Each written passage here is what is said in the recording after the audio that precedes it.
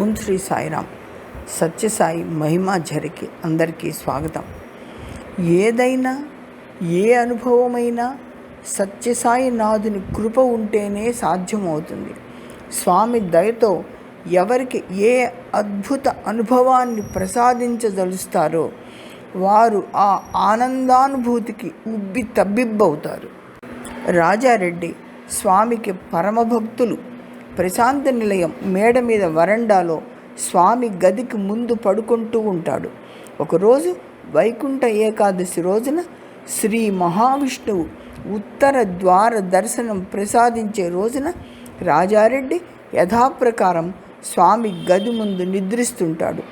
ఆ రోజు అర్ధరాత్రి సమయంలో ఆయనకు మెలకువ వస్తుంది. కళ్ళు తెరచి చూసేసరికి స్వామి గదిలో నుండి అమితమైన కాంతి కొద్ది కొద్దిగా తెరచి ఉన్న తలుపుల మధ్య నుండి బయటకు వస్తూ ఉంటుంది.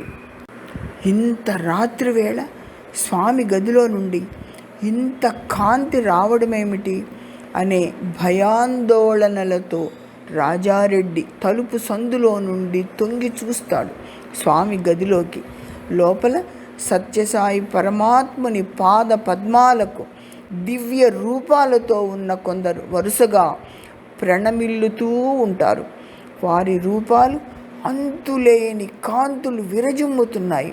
స్వామి ఆదిశేషునిపై మహావిష్ణువు వలె పవళించి మందస్మిత వదనార విందముతో వారి అభివాదములను అందుకుంటూ ఉంటారు.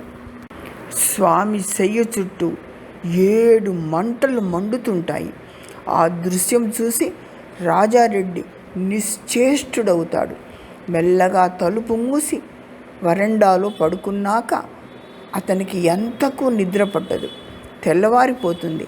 మరునాడు రాజారెడ్డి స్వామివారితో తాను రాత్రి సందర్శించిన పరమాద్భుత దృశ్యం గురించి చెప్పి, స్వామి, వారందరూ ఎవరు స్వామి అని అడుగుతాడు.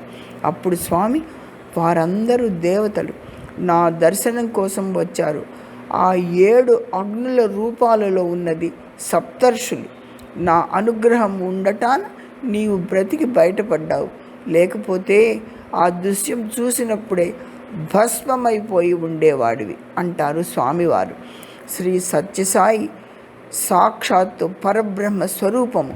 అటువంటి పరమాత్మను దర్శన స్పర్శన సంభాషణలకు నోచుకున్న వారంతా అమిత అదృష్టవంతులు కదా. జై సాయిరామ్.